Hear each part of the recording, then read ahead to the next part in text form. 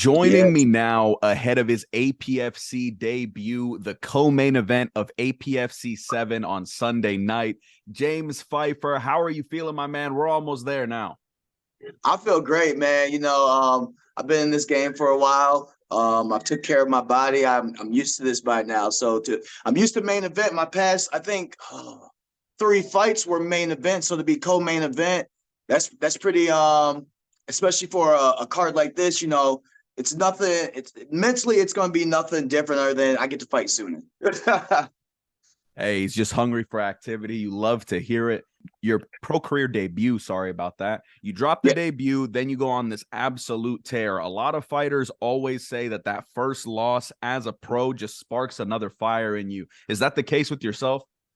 Okay, well, so let's break this down. I'm glad you asked that. My first fight, I was training at Evolve, and I'm gonna be real with you guys. For that fight, I literally only got like 2 weeks of sparring in. I was doing a bunch of fitness and a bunch of other stuff on the side, but just my training schedule time was different. And then I also had to fight a dude that I used to train with. So there was a lot of factors going in that fight that a lot of people didn't realize. After that fight, a lot of people, I'm just gonna say I don't ever take away from somebody, but a lot of people, even the coach from that side, said you won that fight. So if we really break this down, and if you go back and watch the fight, a lot of people, even the commentators, thought I won that fight. So if we break this down, I really should be 6-0 right now, but that's okay because through that I learned how to train and better prepare myself for these fights as a pro. And as you can see, go look at the opponents, go look at everyone who I fought. I fought the prospects, I fought the finishers, I fought the vets. My last 2 fights, I'm coming off of back-to-back vets who's had way more fights than me. So I would say definitely that loss has definitely taught me something. And I urge any future opponents who fight me to go look at the track record. And I guarantee you, after this fight, people will, I know a lot of people are hyping up my opponent, and, he's good. I see that he's got a lot of finishes. He's got some good fights and stuff under there. But I never say that I'm going to beat someone. I always say this, though, and you could quote me on this. When they walk out of the cage from me, they will definitely say, damn, that was my toughest opponent. Win, lose, draw, whatever. I promise you that. I haven't been finished since my amateur career on a fight I was winning. I was winning a fight. I got hit. I came up, went for a sloppy takedown, and got choked out. And I learned from that. My first pro fight, I went in there. I didn't get the right spar rounds in. The third round, I gave up I wouldn't say it was a takedown. It was like a scramble Kimura. I kind of felt safe, so I didn't have the urgency to get back up and everything. And I believe that cost me the fight. But ever since then, I've trained with Strong Style, and if you guys know who Strong Style is, there's no weak links on our team. We may be a small team, but there is no weak links. You walk into that training room, there is no one that you're going to spar with that you're going to be like, I can take this round off and go easy with it. It's none of that there. The coaches are not going to let you slack. The fighters aren't going to let you slack. It's everyone in there is a warrior and like a Navy SEAL in training. So I would say definitely after my first pro loss, I've definitely upped my game plan. I've upped my fight style. I've upped everything I can to definitely prepare me for this moment on one of the biggest stages for me to fight for. Going into Sunday night, tell the fans why they should be watching James Pfeiffer in that cage and why they should be having their eyes on that bout. People should have their eyes on this bout for a lot of things. Number one, you got a guy who's a hell of a finisher against a guy who's a hell of a hard to finish guy. You got 2 different styles going in this fight. And I say that, I think this fight should be a title fight. Like, if you really look at it on paper, I really do believe this fight should be a title fight. But that's okay. I always love the challenge and I take them.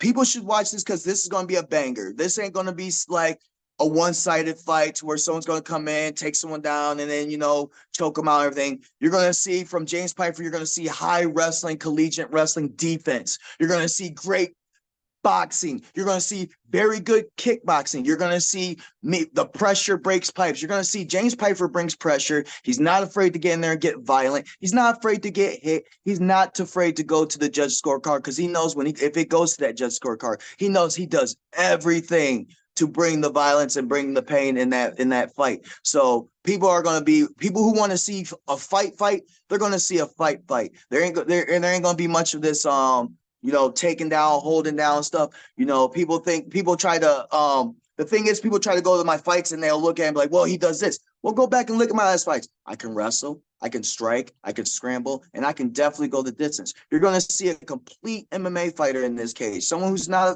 who's fought in the 170-pound. And let's not forget, through my career, let's look back. I fought in the 170-pound divisions. I fought in the 155-pound division. The reason why people are like, well, why'd you cut to 145? Because my last 2 fights at 55, I was weighing in at 150 and 149. So why not? So yes, and I'm a very big 45-pounder and knows how to cut weight and knows how to diet right and do this right. So you ain't gonna catch me coming in here sloppy or he cut too much weight no.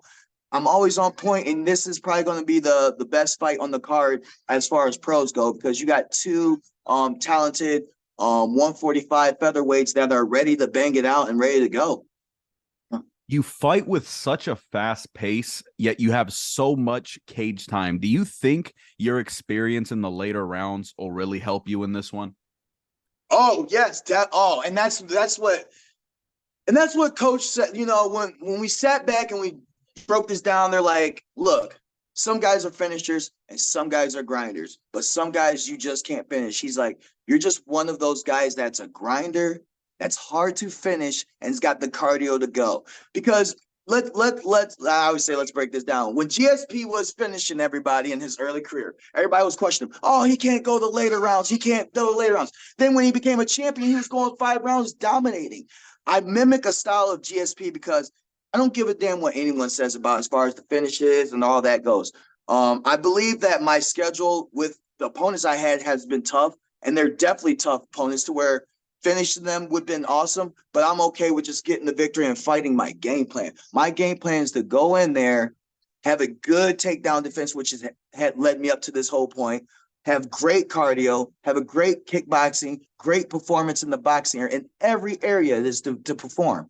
So yes, I believe those later, if it comes down to the later rounds, definitely. I mean, if y'all guys follow my page, I'm a workout fanatic. I'll run 10 miles and do 10, 20, 30 minutes of shadow boxing, then go run 10 miles stuff. This is my livelihood. This is what I've been training for my whole life. They say fast progress builds arrogance, slow progress builds character. Well, you're looking at a man of character in this game right now. Finally, man, if you had to say one thing to your opponent ahead of next weekend and getting in that cage, what would that one thing be? The one thing I would just say is that don't overlook me, bro. I saw what you said about finishing me and stuff. I get it. It's the hype of the fight, but I promise you, I'm not like the others. I promise you, I can wrestle. I can strike. I can scramble. I can go the whole rounds, man. Just come in there prepared to ready to go. Because as soon as I hit that walkway, y'all are going to see the Merc, the hit, me. That's me, the Merc, the hit, whichever one y'all want to call me. At the end of the day, y'all going to understand why I got this name. Because once that contract signed, once you see me come, once just watch me from the weigh-ins to the after the weigh-ins to when we get to the fight and everything, I'm a whole different, vibrant character. I'm somewhat a little bit crazy too, a little bit. Sometimes some people on the side that fights, they look at me, I'm different. I come in with the music, I'm dancing, I'm freaking pumped, I'm moving in different ways. It's a psychological warfare here. I would just say, for one thing, my opponent, just be ready. That's it. Just be ready. I've not overlooked him at all. I respect him as an opponent. There's no need for disrespect. We both worked hard to get here. And win, lose, draw, whatever it comes out for either of us, this is just a stepping stone in our career. And I do believe that we're both going to put on a great show, and the fans are going to definitely enjoy it. And winner of this show, winner of this fight, I believe definitely could be next to possibly, if APFC title, but also you're looking at possibly UFC Contender Series or UFC our contract. Look at both of our resumes and who we've beaten and everything. We're both going to be each other's toughest opponent. So this is definitely going to be a fight to tune into. And I believe APFC knew what they were doing when they matched this up, because this is literally a fight that top contender or UFC could pick up on, like or even Bellator or something. This is a good fight for stylistically. You're gonna have I'm not sure of my opponent's style. What like he seems like a good grappler, Muay Thai style guy, but you're gonna have the guy that's a wrestler, kickboxing, boxer that knows the game. And people look at my age and they say, "Oh, no, don't do that. Don't do that." Some of your best top 10 guys are in the mid-30s, and that's when you hit your prime. If you do the fighting game right and you build your character up right, most guys that are in those championship levels and are winning, are dominant. Look at Volk. They're in their mid-30s and stuff. They're dominating. And I just took my time in this game. I got my butt kicked. I went to practices where I didn't feel like going, got my butt kicked, still go run miles, still train, still doing this, and take care of a daughter at the same time. And not to mention last year, I just finished school actually this year on stuff for HVAC stuff. So I'm definitely always an evolving and interesting character to keep an eye on.